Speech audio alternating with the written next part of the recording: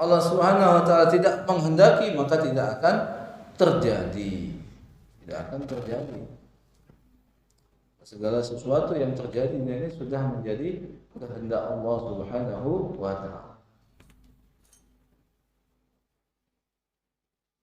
Tidak ada yang luput daripada takdirnya Allah Subhanahu wa taala. Manusia ini hanya tinggal menjalani saja. Ini hanya tinggal menjalani saja. Dalam satu hadis Nabi mengatakan, ajaban li amril mu'min, inna amrahu kullahu lahu khair. Sungguh menakjubkan urusan orang beriman. Kenapa? Semua urusannya menjadi kebaikan.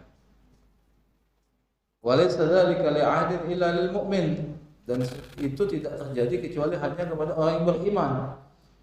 Idza asabathu syarra fa syakara fa kana khairan lahu. Apabila mengenai orang beriman itu satu nikmat, kemudian dia bersyukur, maka itu menjadi kebaikan bagi dirinya. Wa in asabathu dharra fa sabara fa kana khairan lahu. Kalau menghendaki satu ujian, terjadi satu ujian kepada dirinya, kemudian dia bersabar, maka itu pun menjadi kebaikan bagi diri. Kita tidak tahu apa yang menjadi takdir Allah kepada kita, tidak tahu apa yang sudah ditulis di Lauhul Mahfuz. Maka hamba yang baik itu ya yang menerima, dapat istri, itulah yang terbaik. Galak marah-marah mamanya, ya itulah yang terbaik. Karena ada seorang wali Allah, ada seorang kekasih Allah Subhanahu wa taala, dia menjadi wali Allah karena sabar dengan sikap istrinya yang galak marah-marah. Sehingga apa? Sehingga wali Allah ini terkenal tunggangannya itu bukan kuda, tetapi tunggangannya itu harimau. Karena apa? Harimau ini sengaja mau berkhidmat atau melayani kepada kiai tersebut atau kepada wali Allah tersebut. Jadi kalau dia itu mau keluar rumah, harimau itu sudah dekat, sudah memberikan badannya itu untuk ditunggangi. Maka orang-orang melihat ini, wah hebat sekali ini orang ini, Pak Kiai ini, tunggangannya ini harimau, Allah tundukkan kepada dia. Apa amalannya ini? Ternyata amalannya itu karena dia sabar menghadapi istrinya yang galak marah-marah. Maka ketika istrinya meninggal, tidak katik lagi yang marahi dia. Akhirnya apa? Harimau tadi yang biasa berkhidmat kepada dia menjadi tunggangannya, maka harimau itu kabur. Karena amalan sabar karena dimarahi bininya tidak katik lagi. Maka akhirnya dicabut Allah kesaktian dia, harimau ditundukkan kepada dia.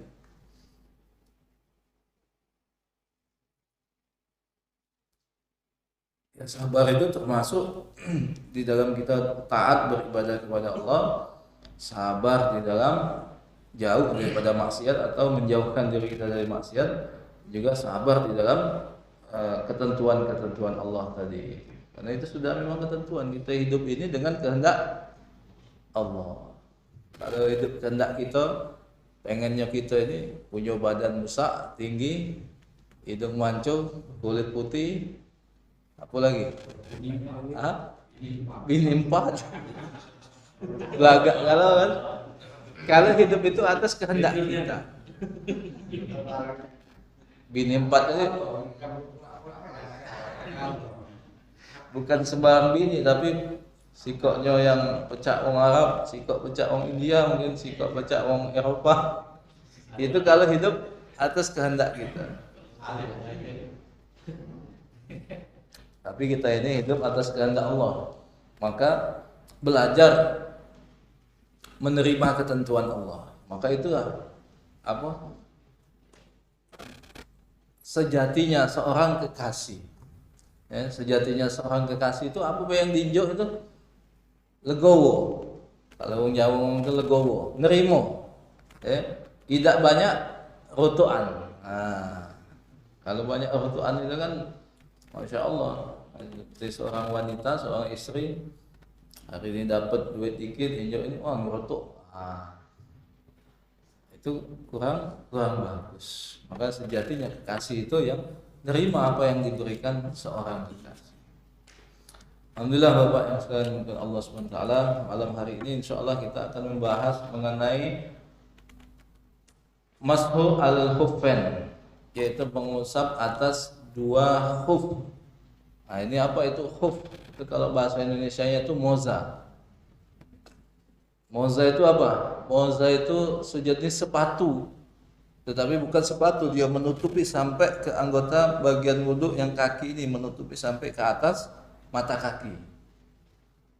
Dan dia terbuat dari kulit.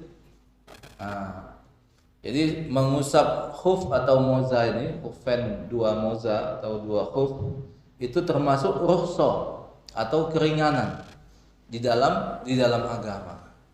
Baik bagi orang yang sedang mukim ataupun yang sedang dalam keadaan safar.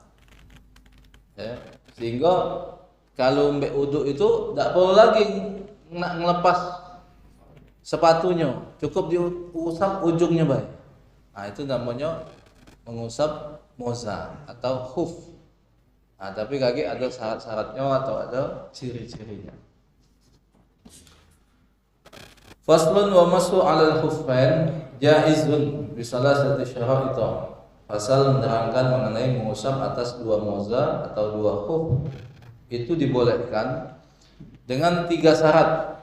Yang pertama yaitu ayyab tadi'a lubsahuma ba'da kamali tahara, yaitu memulai memakai dua moza tadi atau dua sepatu khusus tadi setelah sempurnanya dia tahara, berwudu. Nah, jadi dia harus memakai sepatu khuf tadi dalam keadaan suci. Wudu dulu cak biasa, wudu dulu cak biasa, sampai kaki juga di ini karena belum pakai khuf kan. Nah, baru setelah itu pakai khuf. Nah, kakek selanjutnya dalam perjalanan sampai 3 hari waktunya, itu kalau seandainya batal wudu lagi, tidak perlu melepaskan sepatunya. Yang pertama mungkin karena alasan repot perjalanan ataupun cuaca yang begitu dingin, maka boleh tidak dilepas lagi sepatunya pas wudu. Terakhir pas masuk kaki cukup diusap di ujung daripada sepatu tersebut. Nah, dibanyu dikit isyarat baik, diusap di ujungnya, itulah menggantikan daripada membasuh kaki tanpa melepas sepatu. Tapi syarat yang pertama yaitu harus memulai memakai moza tadi dalam keadaan suci. Nah, dalam keadaan suci. Yang kedua, wa ayyakuna satirina li mahallil ghusli minal qadamain. Adanya dua moza tadi itu menutupi tempat anggota wudhu yang dibasuh daripada kedua kaki, yaitu menutupi sampai ke atas mata kaki. Nah, jadi dia harus menutupi mata kaki. Kalau dia di bawah mata kaki, pecak sepatu di Indonesia itu tidak mencukupi. Dan juga syaratnya itu harus tidak tembus air. Kalau sepatu di Indonesia itu kan tembus biasanya. Ya, ada celah-celah rongga udaranya. Nah, itu tidak bisa dikatakan moza. Moza itu memang khusus, biasanya terbuat dari kulit yang menutupi mata kaki. Kadang-kadang dijadikan kalau di Arab atau di Pakistan itu dijadikan bagian dalam juga.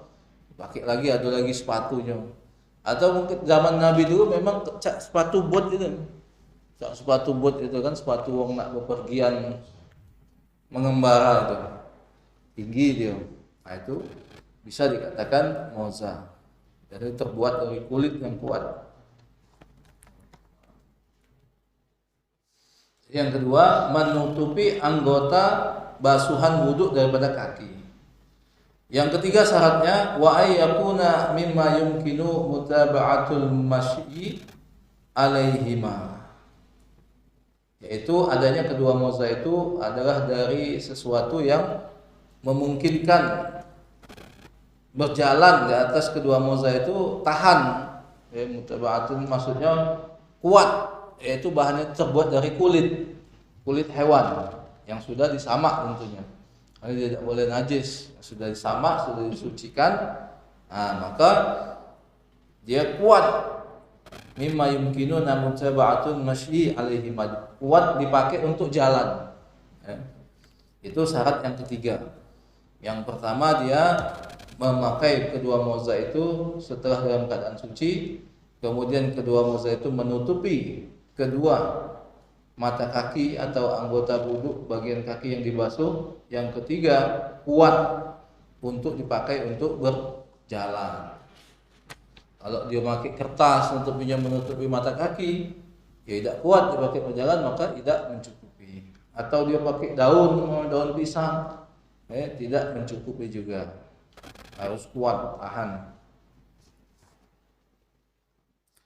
Al-aslu fi jawazil mashi ma warada an Jarir. Dalil mengenai bolehnya mengusap moza itu sebagaimana datangnya hadis yang datang daripada Jarir, sahabat Jarir Ibnu Abdullah.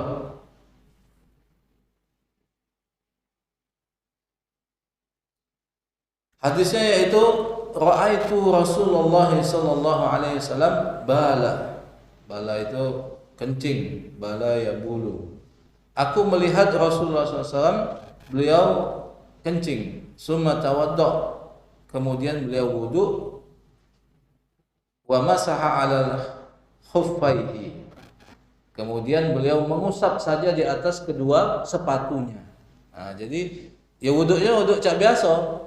Jadi baginda Nabi pulang dari buang air kecil, kemudian beliau wuduk cak biasa, dari tangan, kemudian usap muka, kemudian tangan lagi, kemudian kepala, kuping, napas masuk bagian kaki. Tidak buka lagi sepatunya, cukup diusap ujungnya baik. Itu sudah sah wudhunya. Wudhunya sudah sah.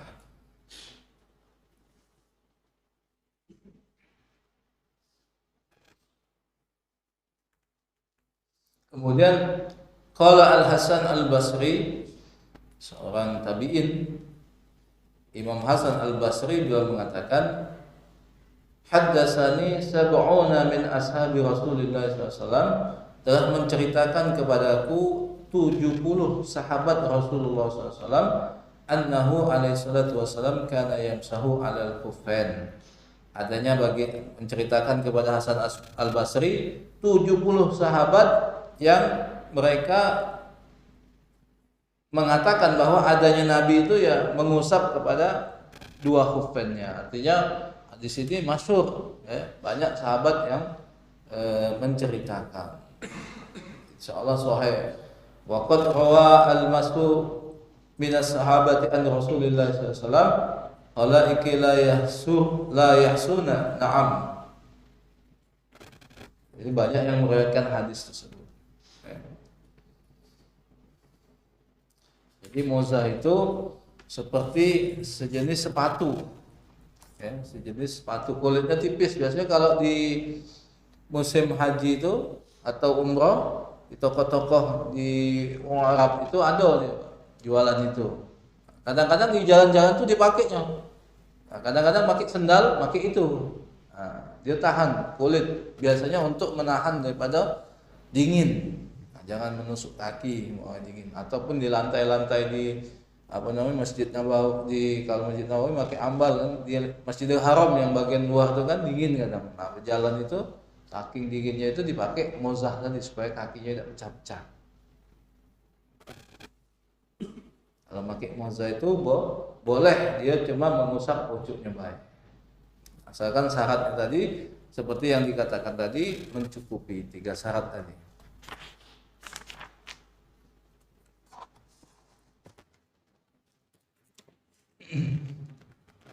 Kemudian musannif mengatakan lagi, idza arafta hadza fal jawazu mashu 'alal huffain syartani. Kemudian ada tadi syarat mozahnya. Sekarang apabila sudah mengetahui ini, maka bolehnya mengusap mozah itu ada 2 syarat lagi katanya. Ini diulang lagi. Ahaduhuma ayyal bisa khuffain jami'an ala taharati kamilatin. yaitu untuk memakai kedua khuffain tadi atau moza tadi secara bersamaan atas keadaan suci yang sempurna.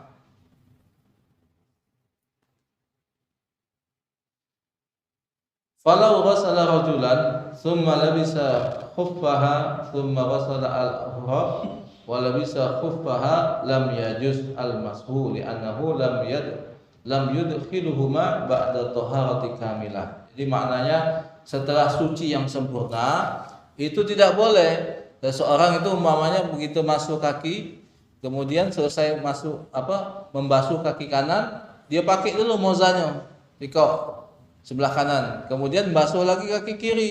Setelah membasuh kaki kiri, pakai lagi yang sikoknya lagi. Maka itu tidak boleh. Kenapa? Karena dia belum suci dengan sempurna. Karena baru masuk kaki kanan sikok dia pakai moza. Jadi harus kakinya dua-duanya dibasuh galau-galau baru dia pakai mozanya. Jadi ba'da taharati kamilah, setelah suci yang sempurna.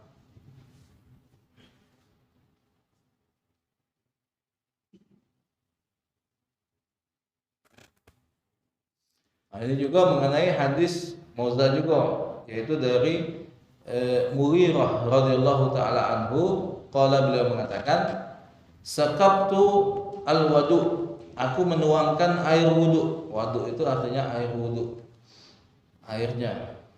Wudu. Ya, aku menuangkan air wudu li Rasulillah sallallahu alaihi wasallam kepada Rasulullah sallallahu alaihi wasallam.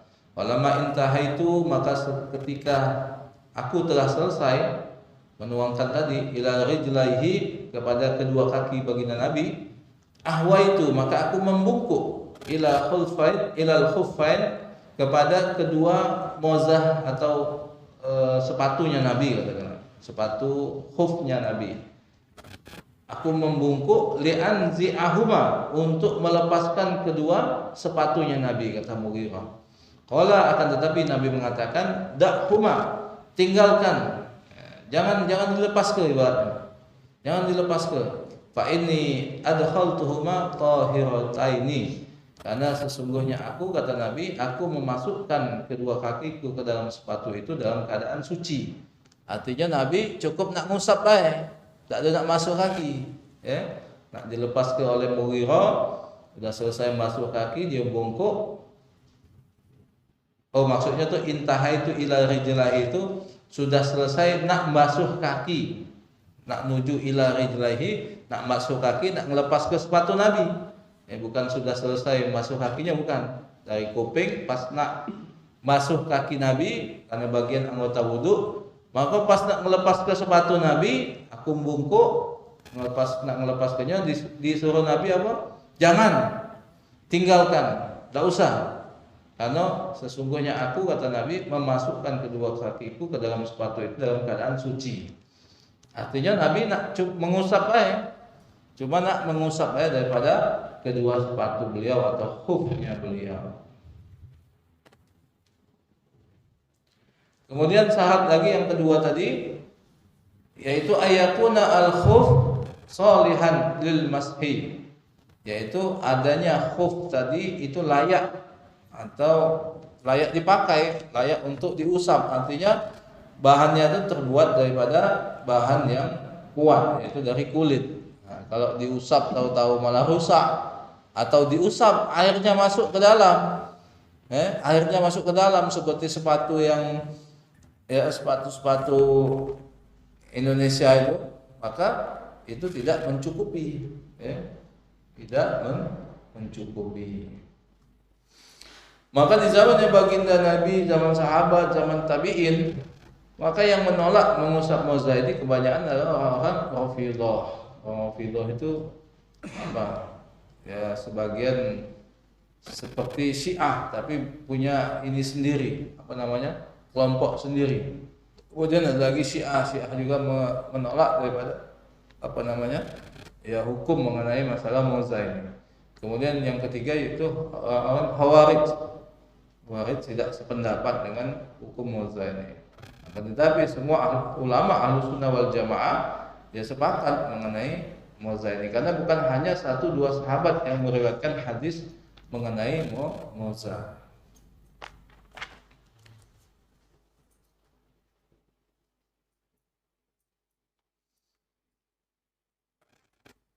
Nah, ini syaratnya moza itu ayas tura al khuffa jami'a mahallil ghusli, sudah ini minar rijlain, yaitu menutupi semua anggota basuhan wudhu yang bagian kaki. Kemudian yang kedua ayakuna khuf qawiyan, adanya khuf itu kuat, yaitu dimungkinkan dia untuk dipakai berjalan, dimungkinkan untuk dipakai berjalan. Kemudian yang ketiga ayyamna'a nufudul ma', yaitu bisa mencegah masuknya air, bisa mencegah masuknya air.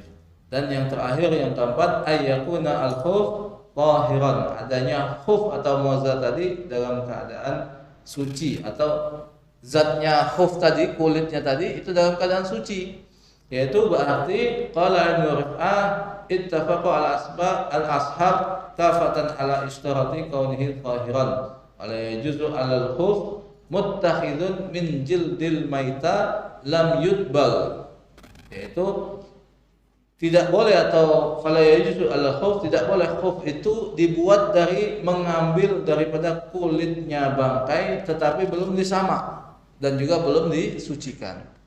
Kalau kulit bangkai kan sudah belajar kemarin, bangkai harimau, bangkai apa hewan yang tidak halal dimakan, ulo, buaya, hewannya sudah ada mati jadi bangkai, maka kulitnya bisa dimanfaatkan. Kulitnya diambil, kemudian disamak, kemudian disucikan lagi, disamak itu dibersihkan sisa-sisa dagingnya, darahnya dari kulit itu dibersihkan, pakai diantaranya caranya dengan kotoran merpati, digosok-gosok kan, gosok-gosok sudah bersih, lagi sisa daging, sisa darah, kemudian dijemur, kemudian direndam, kadang-kadang dijemur lagi, direndam, kemudian disiram lagi menjadi suci. Maka kulit hewan tadi suci, boleh dipakai untuk buat tas, buat sepatu, buat moza, meskipun itu hewan yang haram untuk dimakan, boleh, ya, karena bisa untuk memanfaatkan daripada kulitnya, ya. Tapi syaratnya dia harus suci. Bagaimana sucinya kulit bangkai itu? Yaitu dengan disamak, yudbal, dengan disamak. Ini kemudian ketentuan masanya mengusap moza. Wa yamsahu al-muqimu yauman wa lailatan. Mengusap moza seseorang yang mukim, tidak dalam perjalanan, itu 1 hari dan 1 malam waktunya. Wal musafiru salasata ayyam wa layalihunna, yaitu 3 malam dan 3 hari dan 3 malamnya. Jadi kalau mukim dia waktunya hanya 1 hari saja, tapi kalau orang yang dalam musafir dia boleh 3 hari. Al-aslu fi dzalika hadits Abi Bakrah. Dalil mengenai ketentuan waktu tersebut yaitu hadisnya Abu Bakar radhiyallahu taala anhu, anna Rasulullah sallallahu alaihi wasallam, bahwa sesungguhnya baginda Nabi sallallahu alaihi wasallam arkhasa lil musafir, meringankan bagi orang yang musafir, yang dalam perjalanan, salasata ayyam wa layaliyahunna, yaitu 3 hari 3 malam.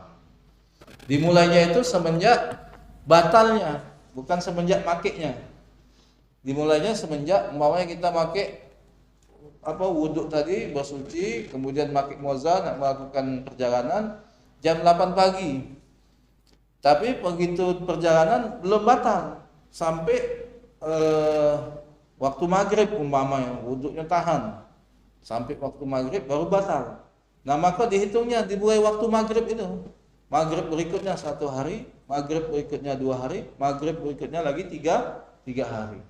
Jadi dihitungnya semenjak batal yang pertama.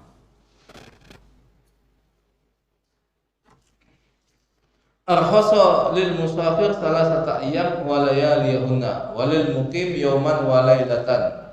Dan bagi orang yang mukim, Nabi menentukan 1 hari 1 malam, idza tatahhara wa labisa khuffaini ayyamsaha alaihima. Apabila dia sudah suci dan memakai kedua khufnya dan hendak mengusap atas keduanya. Begitu juga hadis an Safwan ibnu Asal radhiyallahu taala anhu qala, karena adanya Rasulullah SAW, beliau Safwan ibnu Asal mengatakan, karena adanya Rasulullah SAW ya'muruna, memerintahkan kepada kami, idza kunna safran, apabila kami dalam keadaan perjalanan, alla nanzi'a khifafana, untuk tidak melepas daripada kedua mozah kami, salasata ayyam, yaitu 3 hari, walayaliyahunna, dan 3 malamnya, illa min janabah, kecuali karena janabah. Kalau janabah maka batal ini mengusap mozahnya, harus dilepas mozah tadi. Kalau janabah tidak baca, mandi junub dengan mengusap mozah saja tidak bisa. Kalau dia janabah harus dia mandi seperti mandi biasa. Illa min janabah, walakin min baulin aw ghaitin, akan tetapi dari sebab buang air kecil atau buang air besar, au naumin, atau sebab tidur, fala, maka tidak usah lepas lagi mozahnya, cukup diusap aja. Ya. Dan mozah itu dipakai dalam keadaan tidur. Biasanya mak itu, karena kalau dilepas batal juga.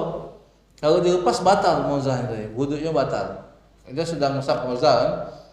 Ngusap mozah, dah kita nak isya, sudah selesai sholat isya, sudah ngaji, zikir segala macam, kita nak tidur, kita lepas mozahnya, maka wuduk kita batal.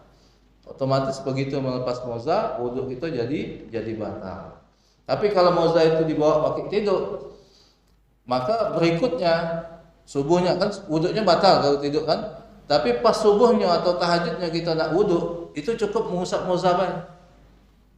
Tapi kalau kita tadi sudah lepas waktu isya, mozah tadi tidak kita pakai tidur, maka mozahnya itu sudah batal. Jadi kalau kita nak pakai lagi harus ngulang ketentuan awal, wuduk lagi baru pakai lagi. Paham Pak kira-kira? Ini kan jarang dipraktikkan.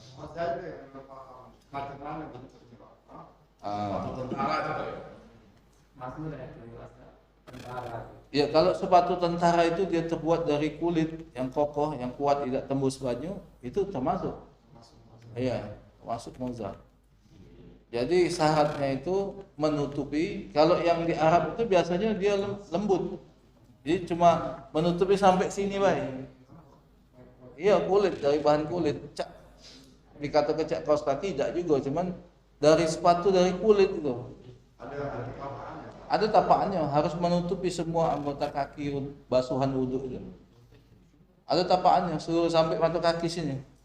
Nah, termasuk sepatu tentara seumpamanya, tapi harus dipakai dalam keadaan suci, baru bisa dia sampai 3 hari mengusap mozah. Tapi kalau dia tidak pakai dalam keadaan suci, harus lepas lagi, harus wudhu biasa. Kalau bahannya dari kulit babi, kalau kulit babi dan kulit anjing tidak bisa disucikan meskipun disamak. Jadi tidak sah, tidak boleh. Jadi kalau pakai dari kulit babi kena basah, maka kaki kita juga harus sertu. Mensucikan dari najis babi atau anjing itu harus dibasuh dengan air 7 kali, yang salah satunya dengan tanah. Jadi kalau kulit babi dan kulit anjing itu tidak bisa disucikan, tapi selain yang itu boleh. Nah, kulit babi, kulit anjing, ataupun peranaan daripada keduanya. Seandainya salah sikok babi kawin dengan kambing umpamanya, maka lahir anaknya apa namanya? Babi. Nah, itu juga tidak bisa. Seandainya kan, fikih itu seperti itu. Atau anjing kawin dengan yang hewan yang halal, yang kucing kan, yang tidak najis kan. Anjing kawin dengan kucing, ada anak, nah maka anaknya itu juga sama dihukumi seperti anjingnya diambil, bukan kucingnya.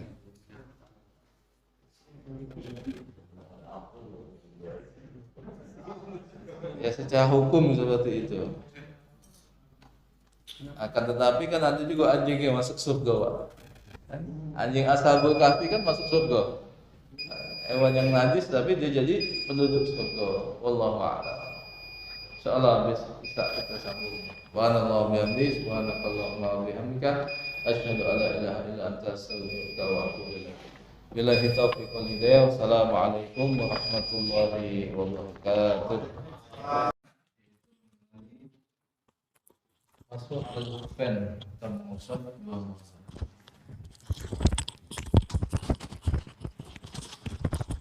tadi sampai mana? Janabah ya. Jadi kalau seandainya orang yang memakai khuf tadi, kalau dia habis buang air kecil, buang air besar ataupun tidur, maka dia bisa mengusap moza atau khuf tadi. Akan tetapi apabila dia janabah, maka dia tidak bisa mengusap moza. Maka dia harus melepaskan mozanya kemudian mandi junub. Kemudian wayubtilul mashu bi thalathati asya.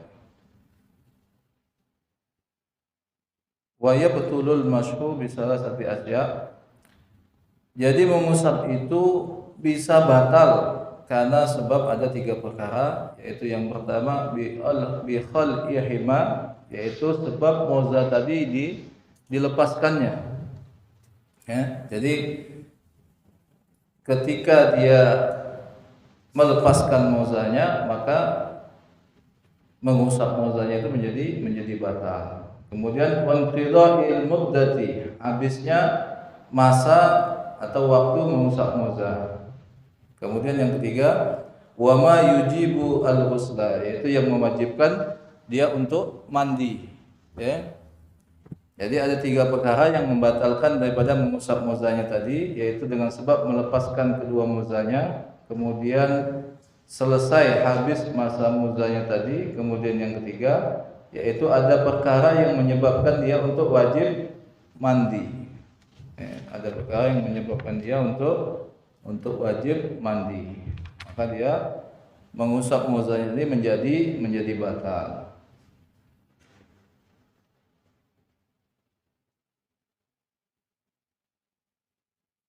Nah, tadi hadis daripada sahabat siapa tadi yang mengatakan bahwa kalau jinabah atau junub tadi menyebabkan ya tidak bisa dia mengusap moza, harus dilepas kemudian dia mandi junub.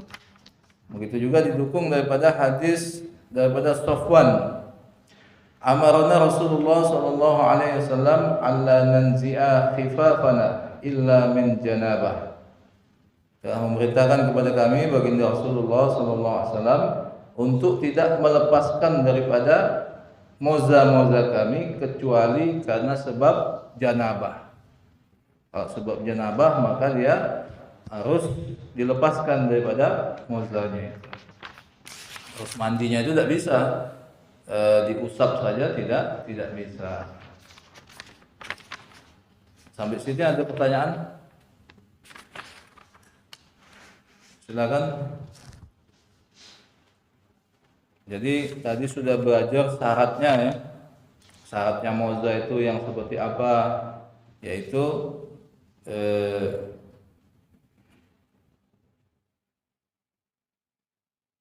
syarat mengusap moza. Ada syarat mengusap moza, kemudian ada syarat mozanya.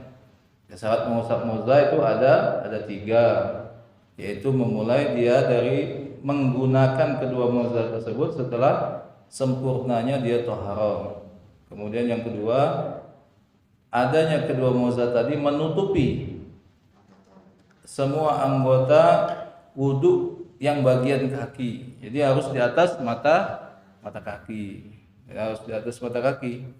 Kemudian yang ketiga, wa yakuna mimma yumkinu mutaba'atul masyi alaihima. Bisa digunakan untuk berjalan. Jadi dia harus bahannya itu harus yang kuat.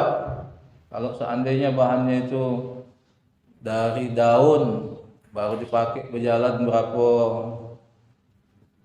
meter sudah rusak, maka tidak mencukupi. Atau bahannya itu bisa rusak karena air, maka juga tidak mencukupi.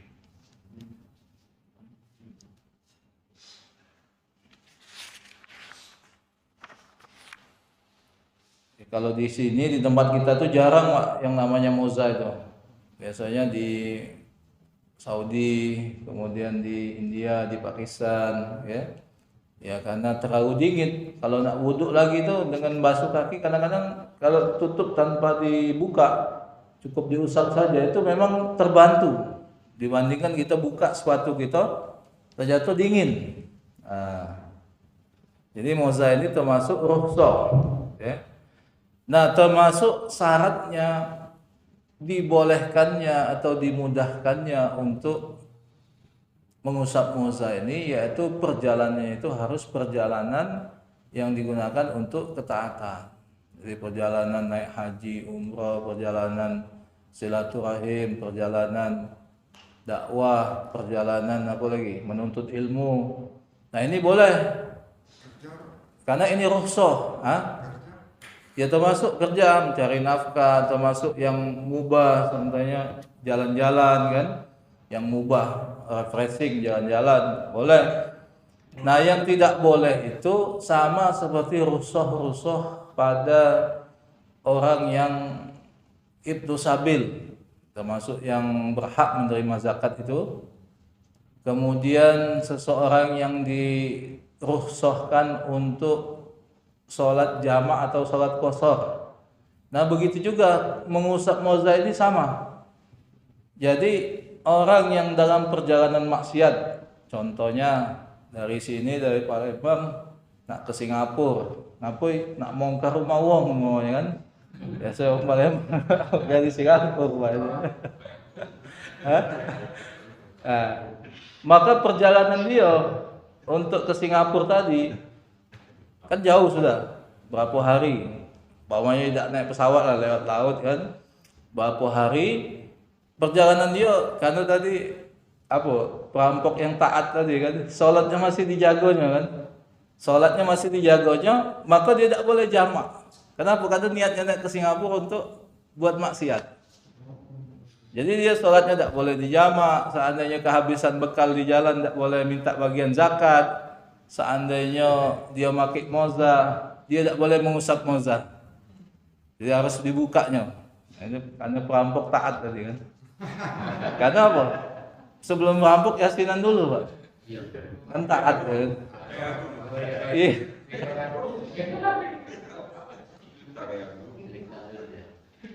Contohnya perjalanan maksiat atau anak muda nak berangkat dari sini ke Jakarta, ngapoi nak ketemu ceweknya, janjian di Facebook, kan tidak boleh, haram dalam agama ketemu wanita yang ajnabi yang bukan mahram.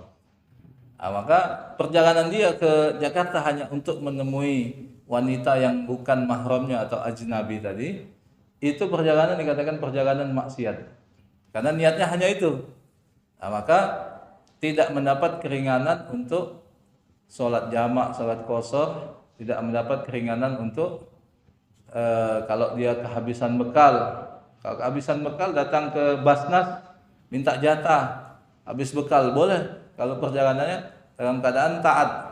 Tapi kalau perjalanan maksiat maka tidak mendapatkan rukhsah atau keringanan tersebut.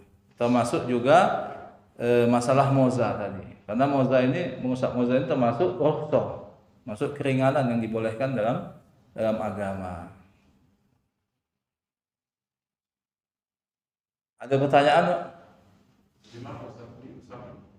Di atas ujung itu sedikit sudah mencukupi. Jadi ini sepatu atau moza di ujungnya diusap, sedikit sudah. Iya. Jadi bentuk mozanya itu ya pokoknya sesuatu yang tidak tembus air. Jadi kalau kena air tuh dia tidak tembus. Kemudian yang kedua menutupi semua sampai anggota wudhu kakinya itu sampai mata kaki. Kemudian yang ketiga kuat. Ya, biasanya kalau di Arab, di India, Pakistan itu pakai bahan kulit biasanya, dari bahan kulit. Sehingga dia tahan. Nah, dipakai berjalan itu tahan.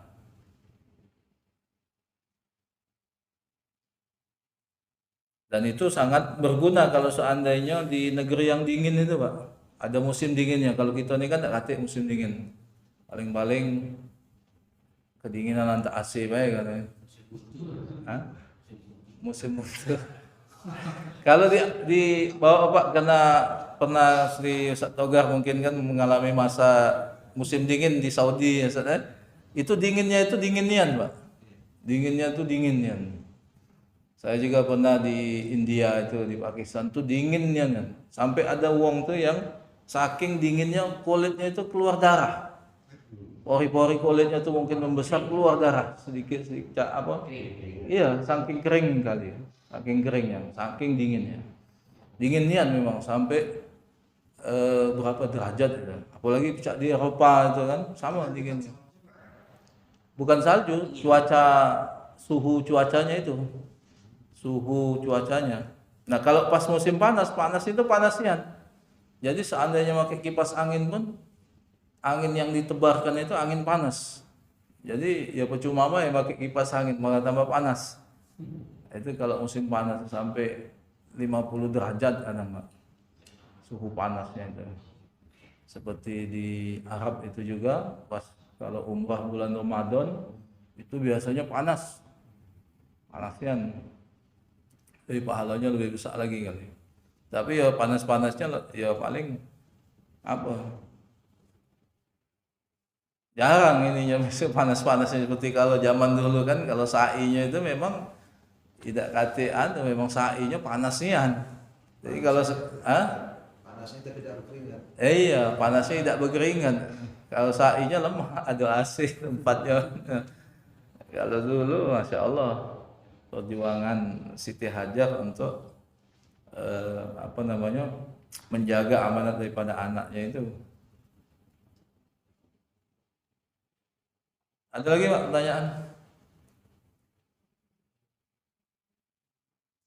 mengenai moza? Memang di negara kita ini tidak katik mungkin jarang ya.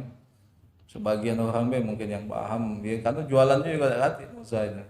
Tapi yang dikatakan moza tadi atau khuf tadi, yaitu sesuatu yang bisa juga sepatu seperti sepatu tentara itu kan, dia menutupi kemudian kuat, asalkan pas makainya itu kita dalam keadaan suci. Nah, maka ketika kita batal wudhu lagi tanpa harus membuka sepatu, cukup mengusap air maka mencukupi. Kaos kaki tembus. Jangankan kaos kaki, ada sepatu kasogi itu kan bagiannya itu ada yang tembus air. Nah, maka itu tidak bisa. Kalau bagian yang tembus air tidak bisa.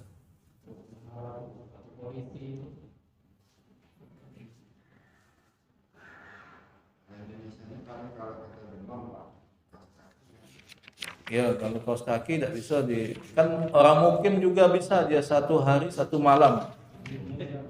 1 hari, umpamanya dia malas kan. Kalau dia ada moza bawa dari Saudi atau dari negara-negara Islam lainnya bawa ke Indonesia, mungkin dia lagi sakit agak-agak meriang, bisa orang mukim 1 hari 1 malam nanti kan. Orang mukim 1 hari 1 malam tanpa harus melepas mozanya, dia wudhu kemudian hanya mengusap moza saja. Itu bisa mencukupi.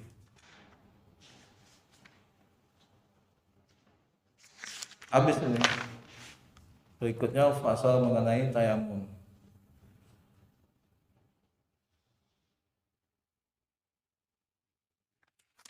Ketik, pertanyaan lagi? Iya, silakan. Kalau seandainya orang itu nyari rezekinya tidak halal, dia diwariskan itu Pak. Nah, status harta atau bentuknya halal atau tidak? Yang diwariskan. Bapaknya nyari duit tidak halal. Dan dia tahu bahwa itu tidak halal. Yaitu putus si bapaknya baik. Tapi kalau dia mau harta itu ya dia infakkan di jalan Allah, ya tidak apa-apa juga. Ya subhat lah.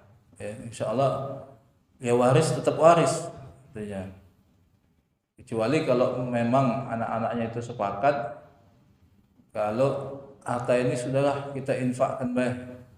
Nah, karena kalau dia yang dikatakan dia kan kalau menurut sejatinya seseorang yang taubat kata para ulama, katakanlah dia tadinya maksiat, kemudian cari hartanya dengan tidak halal, maling umpamanya atau apa kan.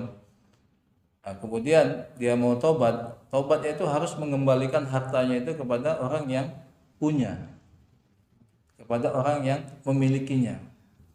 Ya contohnya balik-balik tadi kan seperti duta kan, merampok di Singapura dan seluruh hartanya itu dari harta merampok itu kan, karena itulah gawinya kan, sampai anaknya besar, kemudian ya rumahnya, mobilnya apa dari hasil merampok itu. Nah kalau dia mau tobat, yaitu harta itu harus dikembalikan kepada orang yang berhak tadi. Nah, Kalau ngambil harta orang, kalau dia tidak ngambil harta orang, bangsanya bekerja judi misalnya, judi. hasil dari judi atau Oke. korupsi. Kalau sama kayak kira-kira sama pelacur gitu Pak. Tapi biasanya bercampur, hartanya itu bercampur. Jadi bukan murni daripada judi.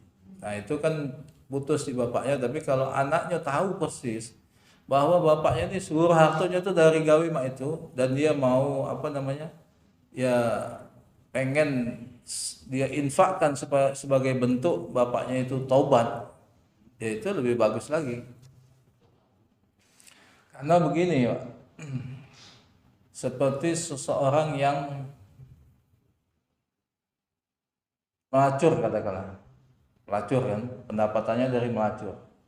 Kita punya warung, terus dia datang ke warung kita untuk beli keperluan dia, beli telur, beli sagu, beli apa segala macam. Kita tahu ini pelacur, penghasilannya dari melacur.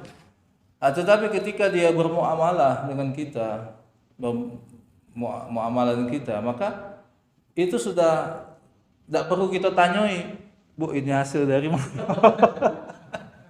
Jadi tidak perlu kita tanyai lagi. Yang penting apa muamalah dengan kita itu sudah halal. Muamalah dia dengan kita itu sudah halal. Ya masalah hasilnya dari mana itu urusan dia. Muamalah dia dengan kita jualan sudah halal. Nah lebih kurang seperti itu juga. Bapak kita apa gawinya yang haram lah mau ya. Tapi biasanya subhat, kemudian dia mewarisi kepada anak-anaknya. Ya kalau anak-anaknya sepakat untuk menginfakkan itu lebih bagus. Tetapi kalau tidak ya itu sudah cukup putus di bapaknya sebetulnya. Yang nanggung dosanya itu bapaknya semua. Jadi bukan seperti harta yang haram itu bukan seperti najis. Maksudnya itu oh ini terkena air najisnya nyamber itu tidak seperti itu. Jadi putus bapaknya yang berdosa. Bapaknya yang berdosa. Iya.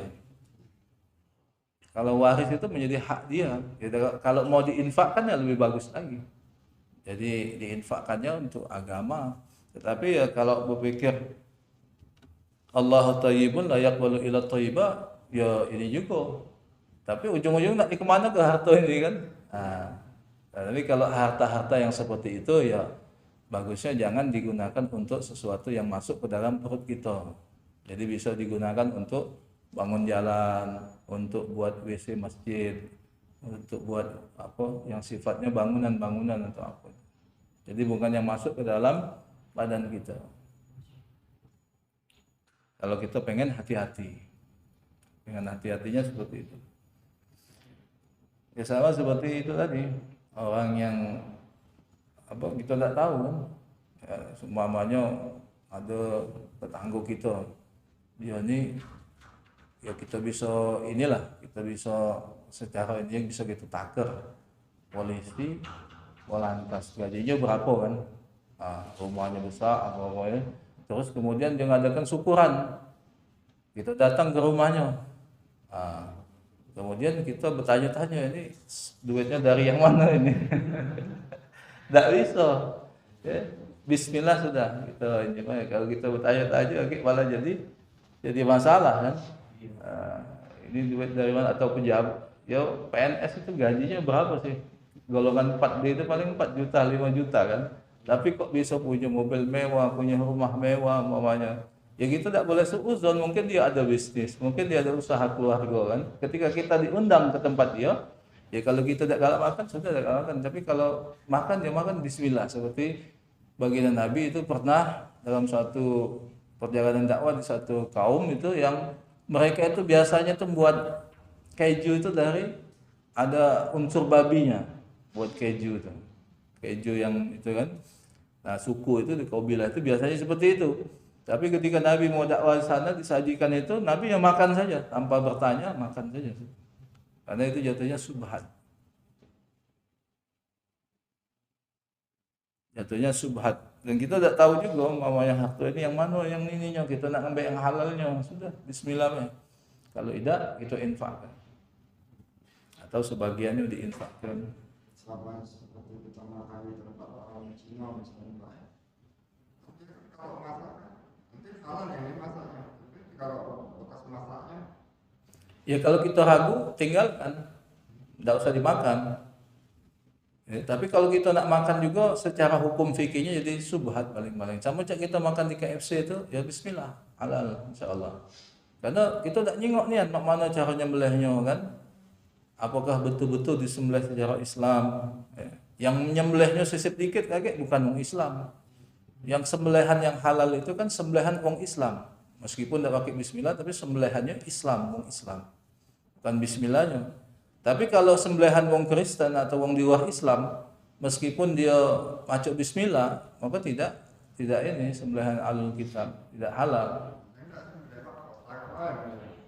Ya, kalau kita nyengok persis kan, kalau kita nyengok persis pas kita lagi ke KFC, terus tahu kita numpang ke belakang, salah masuk pintu, tak tahu ya pintu dapur dia lagi karyawan tuh lagi matah ke itu ya. Kita nyengok, maka ini dihukumi haram. Kalau kita nyengok, kalau kita tahu jengok nian kan, tapi kalau sesuatu yang tidak kita jengok ya jadi subhat jadi. Katanya ada merek halalnya, cuman kalau nak ngaruhnya kadang-kadang merek halal ini bisa dibikin dia juga kan. Atau dulunya pernah diperiksa sama MUI, dapat sertifikasi halal, tapi setelah selanjutnya, dulu waktu diperiksa memang benar-benar halal, tapi berikutnya tidak ada lagi seumpamanya, kita tidak tahu kan. Maka yang seperti itu ya dihukumi subhat. Tapi kalau kita ragu-ragu, kata Nabi, da'ma yuribuka ilama la yuribu. Tinggalkan apa yang kamu ragukan kepada yang kamu tidak ragukan. Ya, kalau ragu-ragu ya tinggal kebaik. jadi kalau subhat lebih baik rasa. Ya kalau kita bisa meninggalkannya lebih bagus. Perkara yang subhat itu yang bercampur antara yang haram dan yang halal. Ya seperti adanya bank syariah. Ya bagus. Kenapa? Kita bisa berakad dengan syariah. Jadi bukan pinjam duit tapi kita beli barang kredit atau ini. Nah terlepas duit bank itu kita tidak tahu sumbernya juga balik-balik dari bank konvensional juga, dari sumber yang itu juga.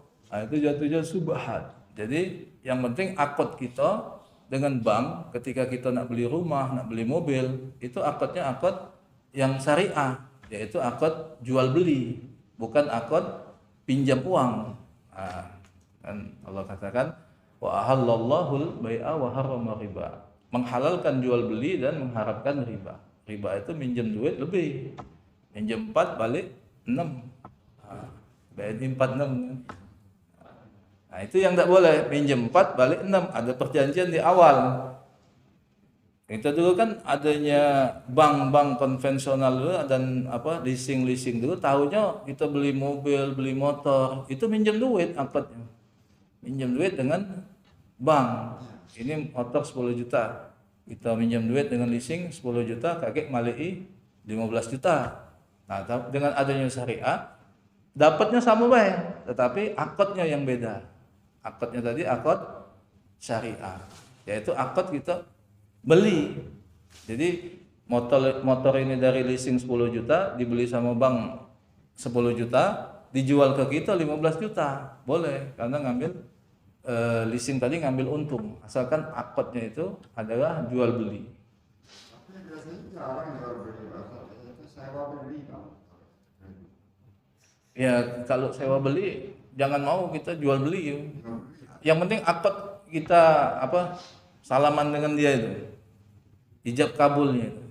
Ya sama seperti nikah dengan zina, satunya ijab kabulnya kan ankah tuka wa zawajtuka, aku nikahkan kamu wahai fulan bin fulan dengan anakku yang dengan mahar sekian sekian sekian. Kemudian ada qabulnya, aku terima nikahnya dengan mas kawin yang tersebut. Maka akad ini jadi ibadah, sah nikahnya jadi ibadah kan. Nah, kita lihat dari manfaat zahirnya terlepas dari nikah itu ibadah apa segala macam. Manfaat zahirnya kan hubungan suami istri, hubungan biologis. Nah, kemudian ada zina. Zina ijab kabulnya beda. Melalui makelaknya atau germonya itu kan. Nego berapa kan? Berapa? Yang ini berapa? Nah, kemudian 1 juta atau deal. Nah, dealnya itu akadnya ini yang haram, dealnya itu. Kenapa? Karena akadnya bukan ijab kabul, bukan ijab kabul pernikahan. Sudah deal, diinjukkannya anak uang, dibawa oleh yang ini tadi. Kemudian terjadilah hubungan biologis semuanya kan. Alhamdulillah semuanya. Sama dapatnya sama, akadnya juga seolah-olah sama tapi beda. Dapatnya sama secara dohirnya itu kan. Jadi akadnya sama seperti dulu pernah di Jawa itu kan, di sekitar pondok kami itu kebiasaan orang tuh petani, dia butuh pupuk. Sedangkan ada orang yang mengumpulkan kotoran sapi dimasukinnya karung. Nah, sebelum dirubah akad itu, mereka akadnya jual beli. Ini tai sapi dibeli sama petani, 1 karungnya 10.000, 10 karung 100.000 seumpamanya. Nah, kemudian setelah tahu sama kiai ini akadnya tidak boleh. Kenapa? Jual beli barang yang najis itu tidak sah jual belinya. Rusak akad jual belinya fasah. Nah, maka solusinya bagaimana? Sedangkan di satu sisi petani butuh kepada pupuk itu.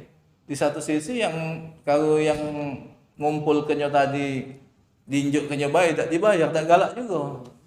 Nah, maka sama kiai diberi solusi akadnya itu yaitu hibah menghibah. Jadi ini kotoran sapi 100 karung aku hibahkan kepada ini, yang bapak ini juga ngerti duitnya aku hibahkan sekian kepada si fulan ini. Terus seperti itu. Padahal sama baik sebab tu belum dirubah, sama baik tapi yang sikok haram, yang sikok halal. Dapatnya sama baik, sikok dapat duit, sikok dapat tai sapi tadi kan.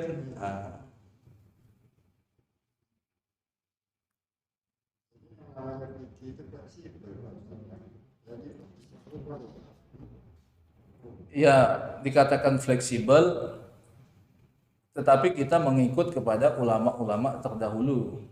Ya, ada yang sifatnya memang seandainya itu tidak keluar dari syariat ya boleh saja. Ya. Iya, tetapi tidak bisa juga kita memang kadang-kadang ya itu tadi fatwa tadi bisa kemana-mana. Sepanjang ada dalil mengikut kepada ulama-ulama terdahulu. Terutama di dalam 4 mazhab itu. Karena kita ini tidak bisa mengambil istimbat atau kesimpulan hukum daripada hadis-hadis Nabi ataupun ayat Quran. Yang bisa itu hanya ulama-ulama yang mustahid itu, ulama yang 4 mazhab dan murid-muridnya itu. Kita ini tinggal melok baik, baca kitabnya, oh ini hukumnya, ini hukumnya. Nah, jadi memang ya sepanjang dia tidak keluar dari syariat dia bisa fleksibel itu bisa. Tetapi jangan fikih tadi, makanya fikih ini adalah standar hukum. Fikih ini adalah standar hukum. Level paling minimal fikih ini. Tapi banyak kita umat Islam pun ini semestinya level paling minimal, kita di bawah minimalnya lagi, banyak yang paham kan mengenai masalah fikih. Makanya perlu kita belajar tadi menuntut ilmu. Ya seperti masalah sholat saja banyak itu orang yang tidak paham. Apalagi kalau di daerah-daerah ya, yang masalah rukun sholat, rukun wudhu, kan banyak yang tidak paham. Padahal ini standar seharusnya. Jadi fikih itu koridornya. Dulu tapi tahun 99. Mungkin sekarang alhamdulillah sudah bagus. Saya pernah ke Jawa Tengah, Pak, ke Blora, Jawa Tengah itu. Mungkin pernah ceritakan di sini ada seorang mbah-mbah itu. Dia banyak menguasai masalah agama. Tetapi yaitu tadi tidak bisa juga ketika dia menguasai agama kemudian dijadikan fleksibel sesuai pemikiran dia. Jadi harus mengikut kepada ulama. Ada dalilnya nggak? Ah itu kan. Ada dalilnya nggak dari Quran, Sunnah, Ijma, Qiyas gitu kan? Maka mbah ini tadi pas waktu sholat dia sebelum sholat tuh menjelang naik qomat itu sempat kentut, aku kedengeran kentut mbah, gitu. Tapi begitu qomat, aku kira mau wudhu, tak taunya langsung melok di dalam soft. Cuman aku tadi karena agak terpisah, ya sudahlah sholat. Baru setelah sholat saya tanya, mbah, tadi kan sholat maghrib sampean itu batal kata saya, kok nggak wudhu lagi? Nah, kemudian dia bilang, iya saya tahu kentut itu batal katanya. Tapi tadi saya wudhunya itu sudah 7 kali katanya. Jadi kalau batal sekali masih 6 kali. Nah jadi contohnya seperti itu. Fleksibel tetapi tidak bisa menggunakan pikiran sendiri. Jadi harus ada dalil pendapat ulama, ada dalil dari Al-Quran dan Sunnah. Kalau dia mau ngaji dulu mau cari pendapat orang kan susah Pak. Dia mau tanya kemana pada kejadian spontan seperti itu. Ya makanya sebelum sholat kita kan dianjurkan, diwajibkan talabul ilmi faridatun ala kulli muslimin wa musliman. Mencari ilmu agama itu wajib bagi muslim laki-laki perempuan. Jadi ya semasa dia masih hidup mau sholat ya harus belajar, datang kepada ulama, datang kepada ustaz, bertanya, Ustaz, aku cak mana sholat yang benar? Ustaz, cak mana cara baca Fatihah yang benar? Itu kan makanya kita belajar tajwid kan, makanya kita belajar fikih kan. Makanya menuntut ilmu itu hukumnya wajib. Apalagi ilmu yang berkaitan dengan hubungan kita dengan Allah, mengenai masalah sholat, masalah zakat, masalah puasa. Kan? Mana kita tak sholat cara yang benar kalau kita tak tahu ilmunya, kan?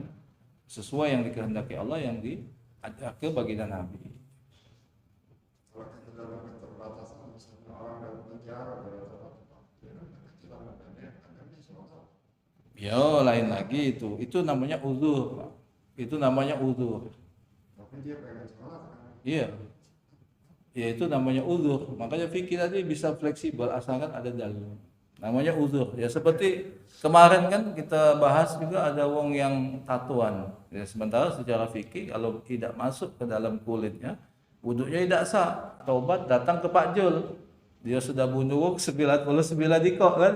Datang ke Pak Jul, aku nak sholat Pak Jul, tapi tato aku ni banyak. Kata wong-wong kalau bertato tak sah sholatnya. Mana lah Pak Jul? Iyo je Pak Jul, tak sah sholat kau. Jadi bunuhnya juga jadi mungkin 100. Maka itulah di situ kita harus hikmah. Jadi bagi wong yang bertato tadi, wong tidak bertato sholat biasa. Tapi ada wong bertato tak sholat luar biasa. Jadi seperti itu, ada hal-hal yang memang ya kita tuh harus hikmah gitu.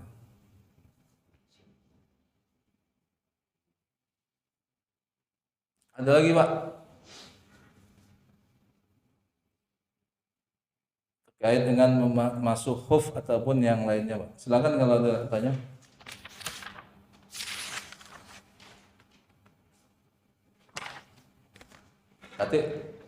Kalau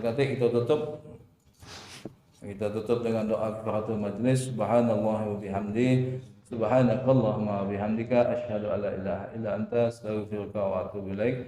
Billahi taufiq wal hidayah. Wassalamualaikum warahmatullahi wabarakatuh.